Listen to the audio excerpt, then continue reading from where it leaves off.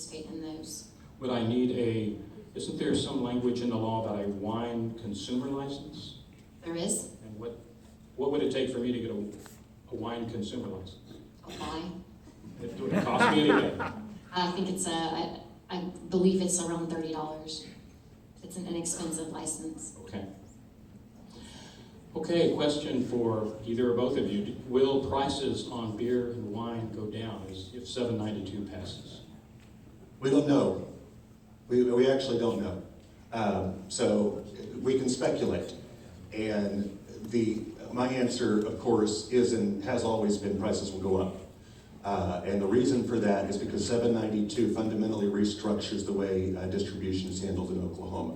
And it takes it from a forced open competitive system into a franchise quasi-monopoly system where instead of having competition at the wholesale level, the people I buy from, the people that the liquor store owners in the audience buy from, we now, instead of buying from a competitive system where 6 guys or 7 guys or how many other guys who decide to be in that business compete against each other in price, selection, and service, it essentially takes that down to 2 guys. And they have sole representation of the products that they contract to have representation of. So instead of a retail package store owner buying Jack Daniels from one of 6 different guys in Oklahoma, SQ 792 would likely cause me to have the choice of buying it from 1 guy. And I don't know how business works in everywhere or at your house, but if you're the only guy selling Jack Daniels in an entire area, you're going to probably take a pretty good profit on that Jack Daniels. If I was the only store in Moore selling alcohol, as much as I love my customers, and I do,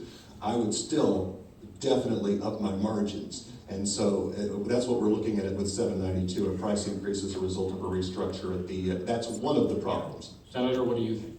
I disagree, and I have data to show that there are wines in Texas that are currently under the Texas model for distribution, which is sort of the model that we're looking at, that are actually lower than Oklahoma's current system. The distribution model in the state, I think, is flawed, and that is because we force a manufacturer to sell to every wholesaler that wants to purchase the product. And in my opinion, those manufacturers should be allowed to choose which wholesaler they sell through. If a wholesaler is providing great service and quality, they should be selected to be able to carry that product.